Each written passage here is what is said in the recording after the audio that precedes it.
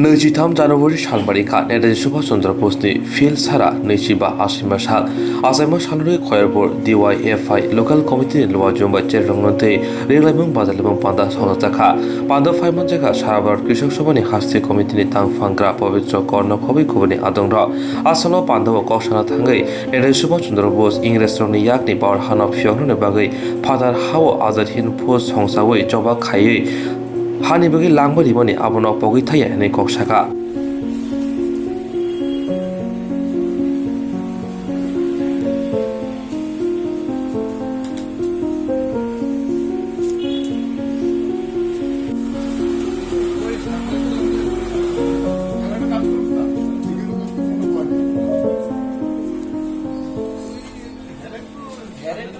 ওই পুরোটাতে কিন্তু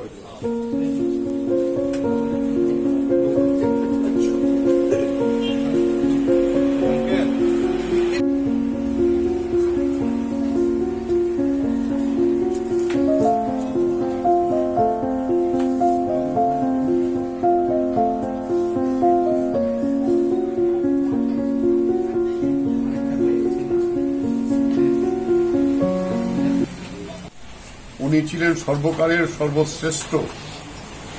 বীর স্বাধীনতা সংগ্রামী। আপোষহীনভাবে ইংরেজ শাসকদের বিরুদ্ধে দেশের মুক্তির জন্য লড়াই করেছেন এবং স্বাধীন পথে যখন শান্তিপূর্ণভাবে সেই লড়াই চলছিল না তখন আজাদ হিন্দ ফৌজ গঠন করে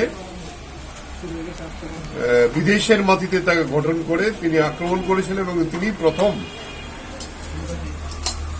আমাদের দেশে মণিপুরে আমাদের যে জাতীয় পতাকা ন্যাশনাল ফ্ল্যাগ সেটা তুলেছিলেন এবং এর ফলে ব্রিটিশ শাসক তারা আতঙ্কিত হয়ে গিয়েছিল। যদিও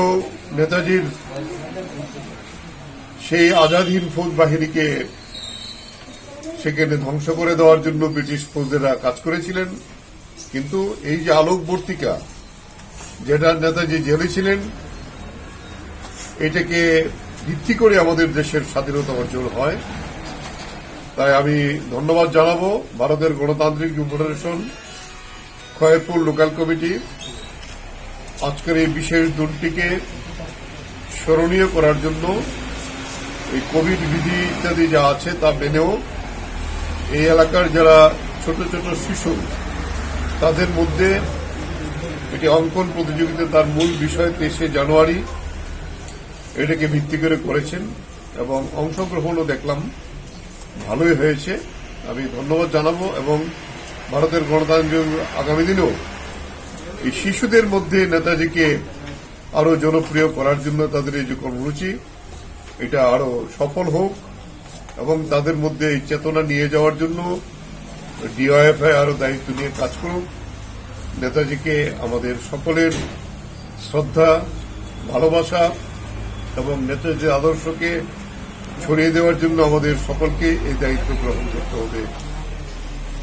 জয় হিন্দ। নেতাজি সুভাষচন্দ্র বসু অমর রহে। আজকে 23 জানুয়ারি আমাদের দেশের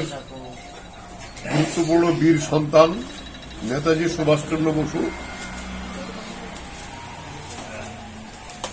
নেতাজি সুভাষচন্দ্র বসু